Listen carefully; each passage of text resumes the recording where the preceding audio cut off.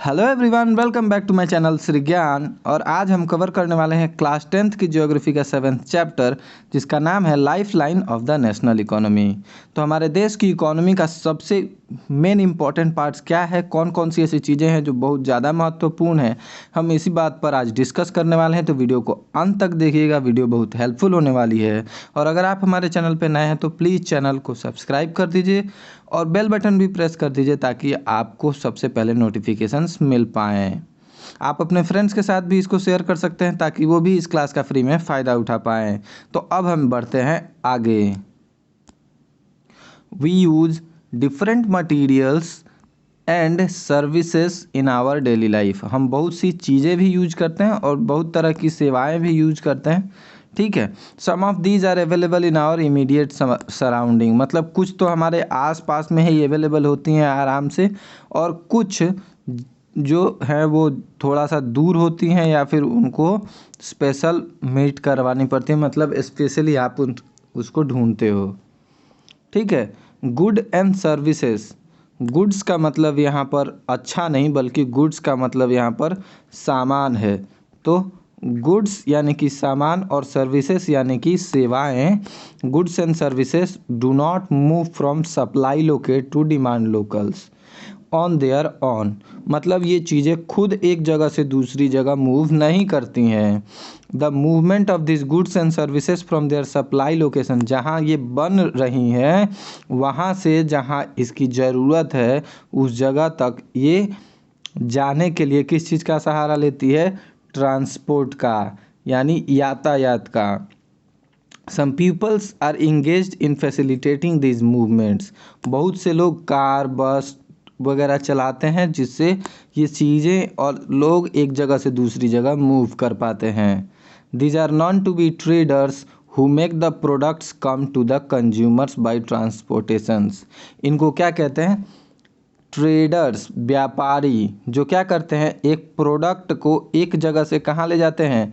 जहाँ उसका कंज्यूमर है, कस्टमर है, उस जगह तक ट्रांसपोर्टेशन की हेल्प से पहुँचाते हैं। ऐसे लोगों को क्या कहा जाता है? ट्रेडर्स कहा जाता है। Thus, the pace of development of a country depends upon the production of goods and services as well as their movement over space। तो हमारे देश की जो कंट्री जो है वो डिपेंड करती है किस चीज़ पे? कि जो प्रोडक्शन हुआ है सामान का या फिर सर्विसेज का वो, और साथ ही साथ इस बात पर भी डिपेंड करता है कि मूवमेंट कहाँ से कैसे हो रही है। अच्छी एफिशिएंट मीन्स ऑफ ट्रांसपोर्टेशन बहुत ही प्रीक्विसाइड्स फॉर फास्ट डेवलपमेंट। तो जितनी अच्छी आपकी ट्रांसपोर्टेशन होगी उतना अच्छा आपका डेवलपमेंट होगा। अभी हमारे सड़क एंड परिवहन मंत्री कौन है? नितिन गडकरी जी। और आपने देखा होगा नितिन गडकरी जी ने बहुत शानदार काम किया है और बहुत सारी अच्छी अच्छी सड़कें बनाई हैं। तो movement of this goods and services can be over 3 important domains of our earth. तो देखिए, जो मूवमेंट है एक जगह से दूसरी जगह ले जाने के लिए जो हम ट्रांसपोर्ट, या मतलब आदमी भी तो आते जाते हैं ना। मान लो कि किसी बैंक का मैनेजर है, वो ओरिजिनली कहाँ का है? केरला का, और उसकी जॉब कहाँ लगी है? श्रीनगर में। तो इतनी दूर वो पैदल थोड़ी ना जाएगा, उसको भी तो ट्रांसपोर्ट चाहिए। बट वो ट्रांसपोर्ट किस लिए यूज करेगा? For providing services. क्या प्रोवाइड करेगा वो? सर्विसेज प्रोवाइड करेगा, राइट। तो इसीलिए चाहे आपकी सामान लेकर जानी हो, चाहे आपको सर्विसेज लेकर जानी हो, हर चीज़ के लिए क्या चाहिए? अच्छा ट्रांसपोर्ट। और ट्रांसपोर्ट किस चीज़ पर डिपेंड करेगा? अर्थ के 3 डोमेन्स पर। अर्थ के 3 डोमेन्स पर डिपेंड करेगा, ज़मीन, वाटर और एयर। ठीक है, आपको ज़मीन पर चलना है तो आप क्या यूज कर सकते हो? कार, बाइक भी यूज कर सकते हो, और बसेस भी यूज कर सकते हो, ट्रेन्स भी यूज कर सकते हो समटाइम्स। ठीक है, बट अगर आपको इससे भी तेज़ चलना है तो आप एयर का सहारा लेंगे। और एयर से मूव करने के लिए आप क्या लोगे? Aeroplane, right. एरोप्लेन या फिर हेलीकॉप्टर का ऑप्शन लेंगे आप। अगर आप अफोर्ड कर सकते हैं तो। ठीक है, अभी तो ये दो ही ऑप्शंस हैं हमारे पास। और तीसरा है वाटर, यानी कि हम शिप से भी मूवमेंट कर सकते हैं, है ना। शिप से अगर नज़दीक जाना है तो बोट से भी जा सकते हैं। बस, तो सबसे पहले तो हमें ये देखना होता है कि ये लैंड है, वाटर है, हम जहाँ जा रहे हैं वहाँ लैंड है, वाटर है या एयर है, किस चीज़ से हमें ट्रांसपोर्ट करना है, किस चीज़ से हमें जर्नी करनी है। ठीक है, based on this transport can be classified as land, water and air transport. तो लैंड ट्रांसपोर्ट, एयर ट्रांसपोर्ट और वाटर ट्रांसपोर्ट के एग्जांपल्स मैंने आपको समझा दिए। ठीक है ना। लैंड ट्रांसपोर्ट के एग्जांपल्स आपको अच्छी तरह पता है, कार, बस, ऊपर से ट्रेन, अगर आप चाहो तो बाइक भी जोड़ सकते हो। ठीक है। और वाटर ट्रांसपोर्ट के एग्जांपल्स आप एकदम आसानी से लिख सकते हो, शिप एंड बोट। ठीक है। और एयर ट्रांसपोर्ट में आपको बता ही दिया था, एरोप्लेन और हेलीकॉप्टर। तो हमारे पास ये कुछ ऑप्शंस हैं। अब यहाँ देखो, मीन्स ऑफ ट्रांसपोर्ट में हमारे पास 3 ऑप्शन है, लैंड, वाटर और एयर। एयर में देखिए, एक तो डोमेस्टिक एयरवेज होती है और एक इंटरनेशनल। डोमेस्टिक एयरवेज आपको आपके देश के अंदर अंदर लेकर जाती है। ठीक है, आपके देश के अंदर अंदर लेकर जाती है।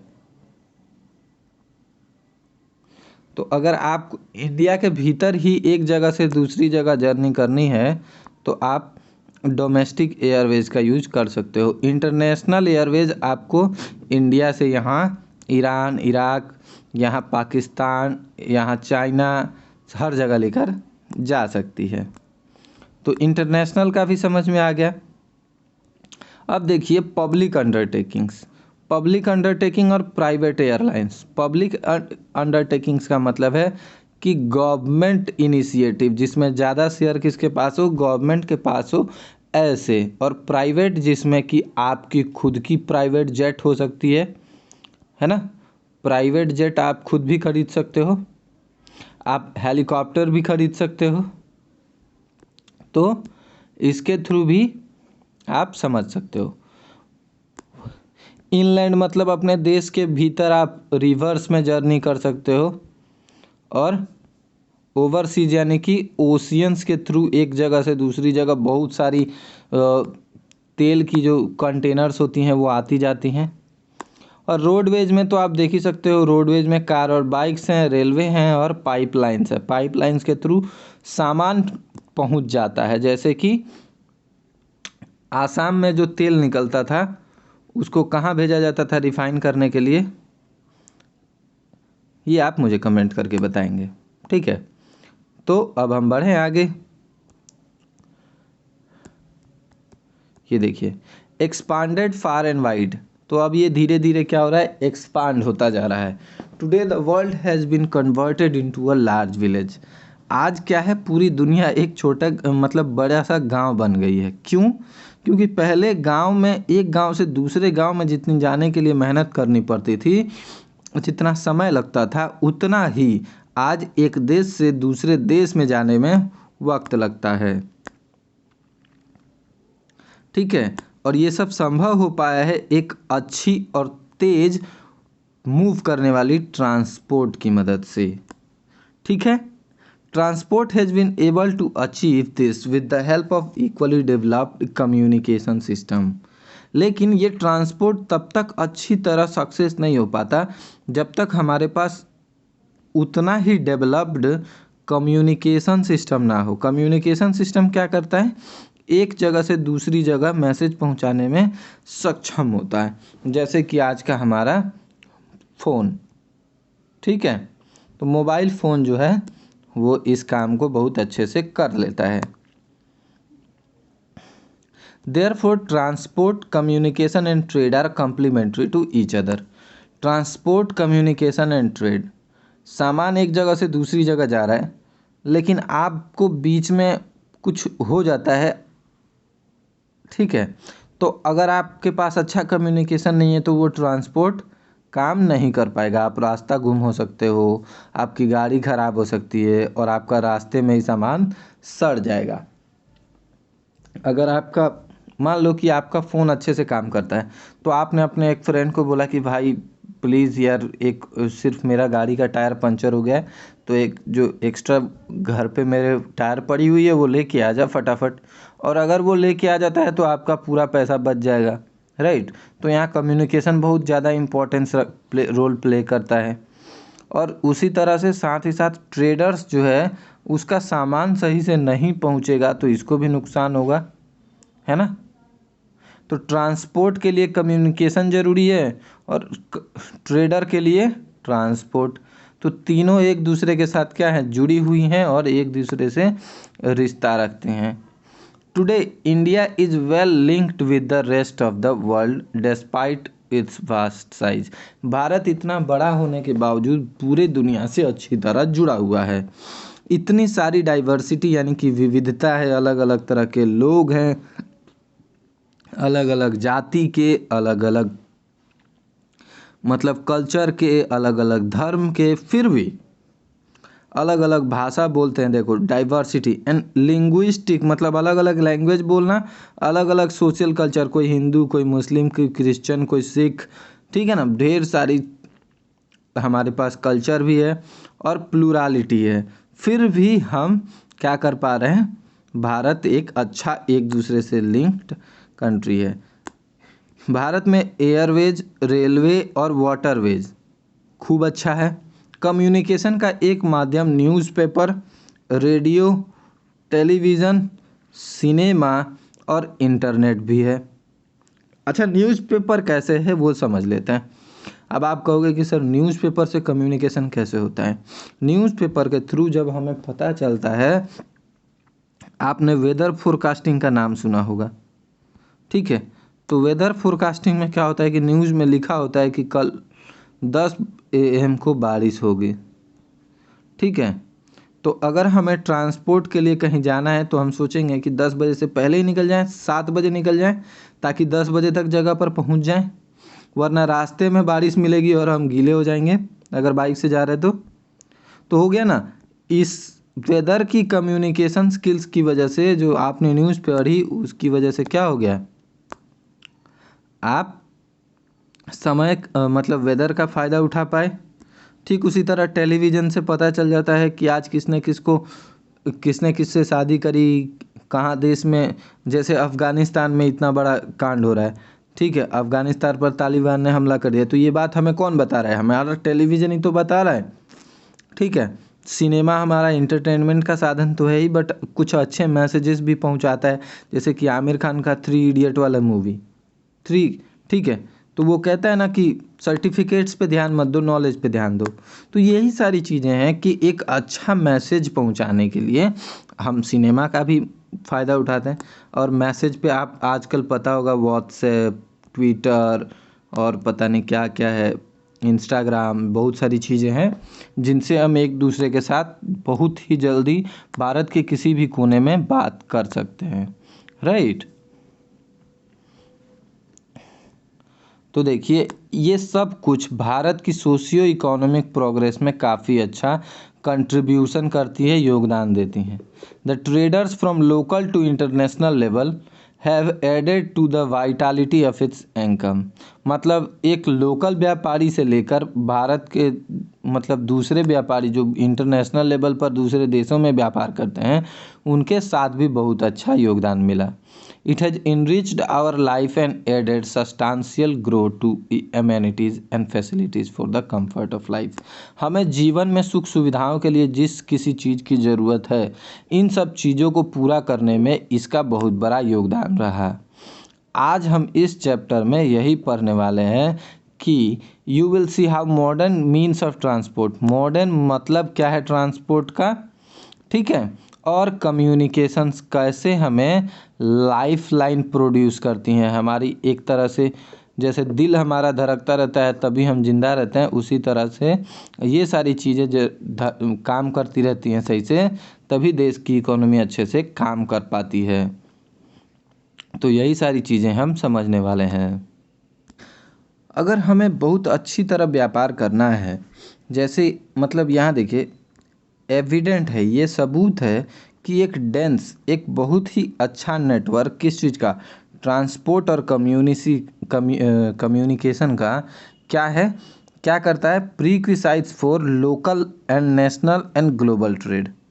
मतलब आपको एक जगह से दूसरी जगह, आपके अपने गांव में ही अगर काम करना है तो वो लोकल हो गया, ठीक है।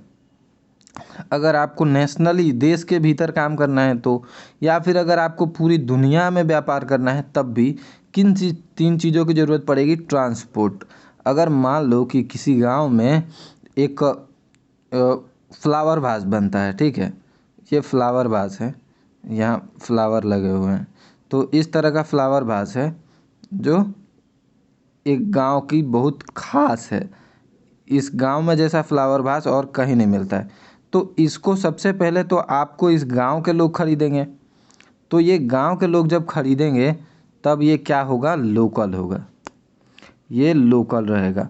लेकिन जैसे ही आप पूरे देश में इसको बेचने लगोगे, आप बहुत ज़्यादा फेमस हो जाओगे, तो एक जगह से दूसरी जगह ये जाएगा कैसे, जाएगा सबसे पहले तो कार बस ज़रूरत होगी किसी चीज़ की, कार बस ट्रक से भेजोगे आप सामान, और फिर जहाँ भेज रहे हो उसको बताना भी तो पड़ेगा कि हमने सामान भेज दिया, इस टाइम पे बस जाएगा, आपको सामान रिसीव करना है। वरना वो क्या करेगा, सामान कहीं और रख देगा या फिर चोरी करके ले जाएगा, आपको पता भी नहीं चलेगा। तो कम्युनिकेशन का ज़रूरत है, एक जगह जहाँ से आपने भेजा वो दूसरी जगह रिसीव हुआ कि नहीं, ये दो लोग फ़ोन पर अच्छी तरह बात कर सकते हैं आज की डेट में।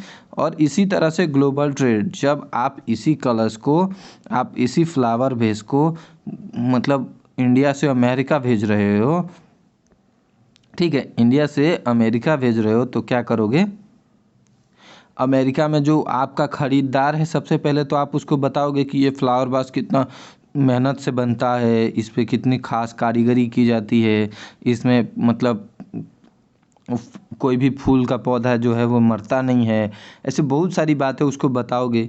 फिर वो अगर आपकी प्राइस और उसकी डिमांड दोनों मैच करेगी, तब फिर वो कहेगा कि ठीक है हमको 10 आप भेज दो। तो 10 आप कैसे भेजोगे, उसको पूछोगे कि आपका एड्रेस क्या है, ठीक है। फिर वो आपको बैंक के थ्रू पैसा भेजेगा, फिर आप उसके लिए सामान पैक करके बाई एरोप्लेन और बाई शिप आप उसे शिफ्ट करोगे।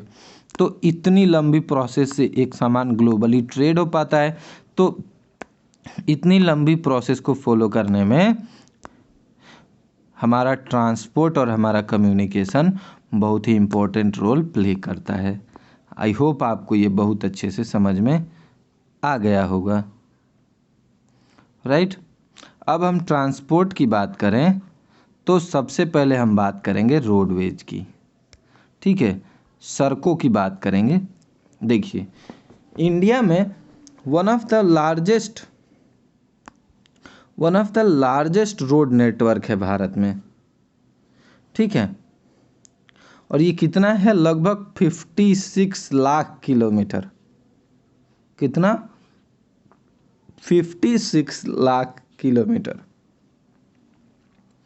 इंडिया की जो सड़कें हैं उसके बाद क्या, सड़कों से अगर आपको थोड़ा तेज़ चलना है तो आप रेलवे का सहारा ले सकते हैं, क्योंकि रेलवे भी काफ़ी अच्छी और काफ़ी उन्नति कर रही है। The growing importance of road transport, जब सड़क परिवहन का इम्पोर्टेंस महत्व बढ़ने लगा तो रेल का भी महत्व बढ़ने लगा, है ना, क्योंकि रेल को बनाने में कॉस्ट बहुत ज़्यादा महंगा होता है, जबकि सड़कें सस्ती होती हैं। सबसे पहले तो अगर आप ट्रेन चला रहे हो तो आपको रेल चाहिए, दो पटरियां चाहिए, पटरियों के लिए आप ज़मीन खरीदोगे, फिर रेल बनाने की फैक्ट्री बैठाओगे, फिर रेल बनाने की डब्बे मशीनरी वगैरह बनाओगे, फिर अलग अलग जगह पर आप स्टेशंस बनाओगे, राइट, फिर इसमें एम्प्लॉइज़ लगाओगे, एम्प्लॉइज़ भी रखने पड़ेंगे, ट्रेन के ड्राइवर से लेकर ट्रेन को साफ़ सुथरा करने वाले से लेकर टिकट कलेक्टर से लेकर पुलिस वगैरह से लेकर हर चीज़ आपको मेंटेन करनी पड़ेगी। तो ये काफ़ी कॉस्टली होता है और काफ़ी कॉम्प्लिकेटेड होता है। कौन? रेलवे। बट अगर हम रोड्स की बात करें तो रोड्स पे कुछ टेंशन नहीं है, आपने सड़क बना दी खूब सुंदर खूब मजबूत, ठीक है। और अगर आपको लगता है कि सड़क से मतलब ये बहुत ज़्यादा महंगा है, तो आप क्या करते हो, यहाँ पर टोल लगा देते हो एक जगह जहाँ मैक्सिमम 10 लोग रहते हैं, जहाँ तक मुझे पता है। बस 10 लोग, 2 लोग इधर काम करने के लिए, 2 लोग इधर काम करने के लिए, 4 लोग सिक्योरिटी में, कितने हो गए? 8 लोग, और 1 लोग इनका खाना वाना बनाने के लिए, बाकी मेंटेनेंस के लिए। तो 10 लोग लगभग रहते हैं टोल के लिए, जो इधर से बड़ी गाड़ियाँ जाती हैं जैसे कि कार, बस, इनसे ये क्या करते हैं, रोड टैक्स के नाम पर कुछ पैसा कलेक्ट करते हैं, ठीक है। तो रेलवे का ट्रांसपोर्ट जो है, रेल ट्रांसपोर्ट जो है वो क्या है, बहुत ज़्यादा कंस्ट्रक्शन कॉस्ट लग जाता है, ठीक है। तो सड़कों की जो कॉस्ट है वो कम है और रेलवेज की ज़्यादा है।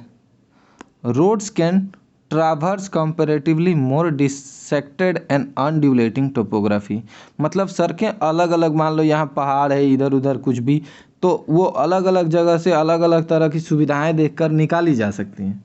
बट ट्रेन के लिए आपको ज़्यादा दिक्कत होती है। ट्रेन को कोई भी जो ट्रेन है, रेल है, वो कोशिश की जाती है कि जितना प्लेन रास्ता मिल सके, जितना समतल हो सके उतना समतल रास्तों पर बनाया जाए, है ना। तो ये भी एक दिक्कत है। अब ऐसा नहीं है कि आप मान लो कि इधर से जा रहे हो और अचानक इधर घूम गए और फिर इधर से इधर, इधर इधर से इधर और इधर से इधर चले आए, तो ऐसा नहीं कर सकते आप ट्रेन के साथ। आप एक फिक्स्ड रास्ते पे ही जा सकते हो, क्योंकि उस पे बैठे हर इंसान के पास इधर उधर जाने का मौका नहीं होता है। जबकि रोड ट्रांसपोर्ट में अगर आप कार के साथ जा रहे हो, मान लो कि ये आपकी कार है, ठीक है, ये आपकी कार है, तो ये जो कार है, इस पे आप आराम से कहीं से भी टर्न ले सकते हो। और अचानक मान लो आपको फ़ोन आया कि नहीं नहीं नहीं, तुमको मतलब कलकत्ता नहीं जाना, तुमको तो झारखंड जाना है, तो तुमने इधर से जा रहे थे इधर और अचानक इधर से टर्न ले लिया और यहाँ आ गए। बट अगर ट्रेन में हो तो ऐसा नहीं हो सकता, है ना। तो इस तरह से ट्रेन को दिक्कत थोड़ी सी होती है। Road transport is economical in transportation of few persons and relative smaller amount of goods. लेकिन जब आपको छोटा छोटा बहुत कम लोग या फिर बहुत कम सामान लेकर जाना हो, तब आपको रोड ट्रांसपोर्ट अच्छा होता है। लेकिन मान लो कि 1,000 लोगों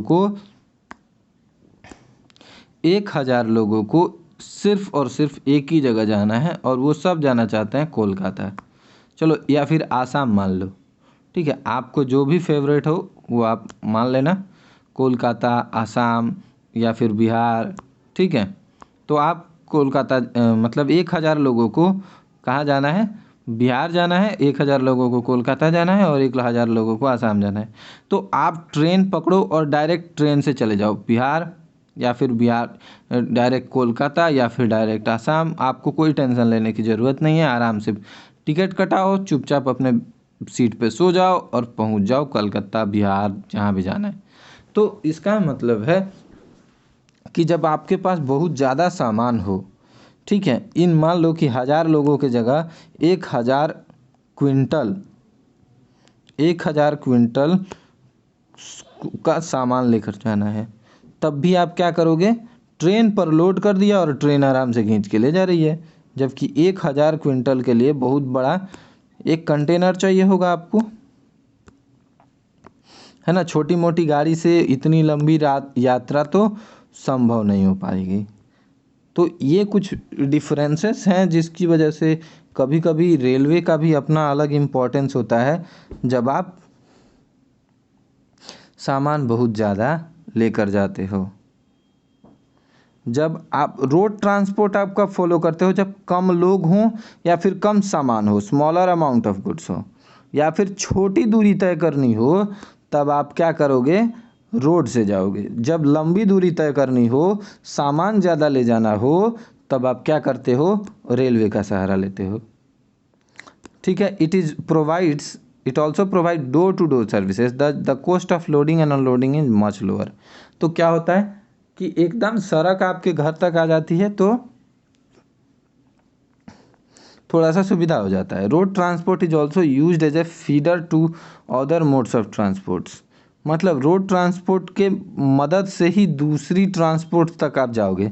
मान लो कि आपके शहर से 50 किलोमीटर दूर क्या है, एयरपोर्ट है, 50 किलोमीटर दूर एयरपोर्ट है, तो आप जंगल जंगल थोड़ी जाओगे, आप अपनी कार या फिर अपनी बाइक से या फिर मान लो कि एक कैब बुक करके ऑटो लेकर आप एयरपोर्ट जा सकते हो। तो एयरपोर्ट के लिए जाने के लिए तो रास्ता चाहिए ना, तो मतलब है कि आप किसी भी बाकी के ट्रांसपोर्ट को यूज करने के लिए आपको रोड का इस्तेमाल करना पड़ेगा। तो रोड सबसे ज़्यादा ज़रूरी है, ऐसा आप कह सकते हो। ठीक है, अगर आपके पास एक शिप है तो शिप तो नदी में चलेगी, और शिप की नदी से आपका घर 50 किलोमीटर दूर है, तो वहाँ से क्या पैदल आओगे? जंगलों के रास्ते शेर और भालू और चीता मिलके आपको डिनर बना देंगे। तो इसीलिए उसको क्या चाहिए, आपको एक रोड चाहिए जिस पे आप आराम से अपना गाड़ी, बाइक, साइकिल, किसी चीज़ से भी आप ट्रेवल कर सको। तो सड़कें बहुत ज़रूरी हैं। In India roads are classified in the following 6 classes. सड़कों को 6 भागों में बांट दिया गया है। ठीक है, किस बेस पर? उनकी औकात, उनकी कैपेसिटी, उनके दम पर। ठीक है, कौन कितना काबिल है, कौन कितना यूजफुल है, इस चीज़ पर। सबसे पहले नेशनल हाईवेज। ठीक है, इसमें सबसे पहला नाम आता है गोल्डन क्वाड्रिलेटरल सुपर हाईवेज। ये क्या है देख लेते हैं। The government has launched a major road development project. Government ने एक मेजर रोड प्रोजेक्ट लॉन्च किया है जो क्या करता है, एक शहर को दूसरे शहर से जोड़ता है। और क्या देखो, दिल्ली को कोलकाता, चेन्नई, मुंबई और दिल्ली, इनको एक दूसरे के साथ जोड़ता है। 6 लेन की सुपर हाईवेज, इनको क्या कहा गया, सुपर हाईवेज। और ये the north south corridor linking Srinagar से कन्याकुमारी तक। श्रीनगर कहाँ है? श्रीनगर है, जैसे कि ये देखो, ये आपका, एक सेकंड, श्रीनगर जो है वो यहाँ है, और कन्याकुमारी कहाँ है, यहाँ है।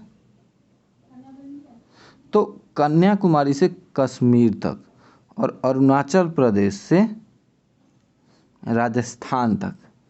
ठीक है, इस तरह के हाईवेज को क्या कहते हैं, सुपर हाईवेज। ठीक है, यहाँ देखो, यहाँ एक लिखा है कि कनेक्टिंग सिलचर जो आसाम में है और पोरबंदर जो गुजरात में है। ठीक है, यहाँ तक मतलब पूरा भारत को इधर से दोनों तरफ से कनेक्ट करने का एक प्रोजेक्ट है। और इस प्रोजेक्ट का ऑब्जेक्टिव क्या है कि समय ज़्यादा से ज़्यादा कम लगे और दूरी ज़्यादा से ज़्यादा तय की जा सके। कम समय और ज़्यादा दूरी, यही इसका मेन मकसद है। This highway projects are being implemented. इनको इम्प्लीमेंट कौन करता है? देखो, national highway authority of India, NHAI। इतना याद रखिएगा प्लीज़। नेशनल हाईवेज कौन सी होती हैं? नेशनल हाईवेज ये होती हैं जो एक्सट्रीम पार्ट, भारत के एकदम एक्सट्रीम पार्ट को कनेक्ट करती हैं। These are the primary roads, ये प्राइमरी रोड सिस्टम है। ठीक है,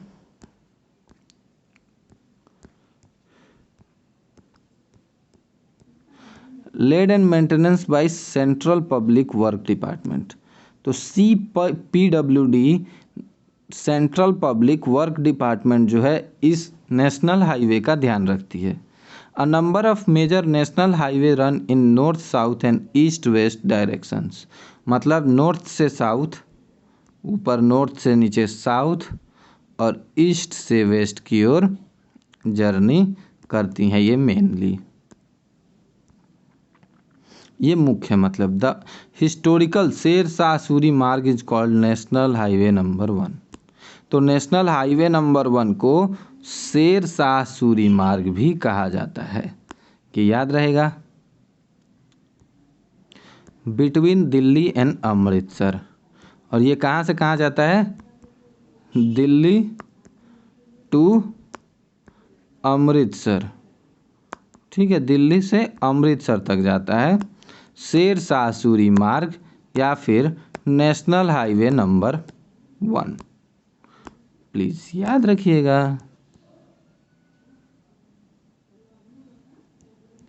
अब आता है स्टेट हाईवे। सबसे पहले होगा नेशनल हाईवे, जब आते हैं स्टेट हाईवे। इसमें एक स्टेट को अच्छी तरह कनेक्ट किया जाता है, एक स्टेट को अड़ोस पड़ोस के जितने भी स्टेट्स हैं उससे। Road linking a state capital with different districts, her district से सड़क निकाल कर एक डिस्ट्रिक्ट से दूसरे डिस्ट्रिक्ट को कनेक्ट किया जाता है। जो देश का डिस्ट्रिक्ट होता है, स्टेट का हेड, जिसे स्टेट का कैपिटल कहा जाता है, उससे कनेक्ट किया जाता है, ठीक है। तो इसीलिए इसे स्टेट हाईवेज कहा जाता है। These roads are constructed and maintain, इनको कौन मेंटेन करता है? PWD, पब्लिक वर्क्स डिपार्टमेंट, ठीक है। अब देख लेते हैं district road. These roads are connected district headquarters, मतलब डिस्ट्रिक्ट, आपकी डिस्ट्रिक्ट का जो हेडक्वार्टर है उसको कनेक्ट करता है और साथ ही साथ पूरे डिस्ट्रिक्ट को कनेक्ट करता है। These roads are maintain by Zila Parishad, इनको कौन मेंटेन करता है? जिला परिषद। और कुछ अन्य रास्तों के बारे में पढ़ लेते हैं, जैसे कि rural roads which link rural areas and villages with town, कुछ ऐसी सड़कें जो गाँवों को शहरों से कनेक्ट करती हैं, इनको अलग कैटेगरी में रखा गया, जिनको ऑदर कहा जाता है। क्या कहा जाता है? Other roads. These roads received special impetus under the Pradhan Mantri Gramin सड़क योजना। तो प्रधानमंत्री ग्रामीण सड़क योजना के तहत इनको एक अलग स्टेटस मिला हुआ है और ये एक अलग प्रोजेक्ट है। Under this scheme special provisions are made so that every village in the country is linked with a major town, मतलब किसी एक खास शहर से हर गांव को जोड़ देना इस चीज़ का मकसद है। आस पड़ोस में जो भी खास गांव होगा उससे जोड़ देना है, ठीक है। मोटोरेबल रोड मतलब लगभग जिससे कार अच्छे से चल जाए। अब है बॉर्डर रोड्स। बॉर्डर पे भी रोड्स का बनाना बहुत ज़रूरी है, वरना सेना समय पर नहीं पहुंच पाएगी और जो विदेशी आक्रमणकारी हैं वो सफल हो जाएंगे। तो apart from this border roads organisation, जिसको BRO कहा जाता है, क्या कहा जाता है? BRO, बॉर्डर रोड्स ऑर्गेनाइजेशन, एक गवर्नमेंट ऑफ इंडिया मतलब सरकारी अंडरटेकिंग कंस्ट्रक्शन कंपनी है, जो क्या करती है? सरकार के लिए बॉर्डर्स का सरहद के आसपास के रास्तों को निर्माण करती है, ठीक है। तो आप ये सारा मैप देख सकते हो, मैप में सरहद देख सकते हो, ठीक है। और तो आज के लिए बस इतना ही, मिलते हैं आपसे नेक्स्ट पार्ट में। तब तक के लिए keep studying, keep growing. Video अगर अच्छा लगा है तो प्लीज़ वीडियो को लाइक कर दीजिए, अपने फ्रेंड्स के साथ शेयर कर दीजिए ताकि वो भी इस क्लास का फ्री में फ़ायदा उठा पाएँ। और अगर आप हमारे चैनल पर नए हैं तो प्लीज़ चैनल को सब्सक्राइब कर दीजिए। Have a great day, keep studying, keep growing.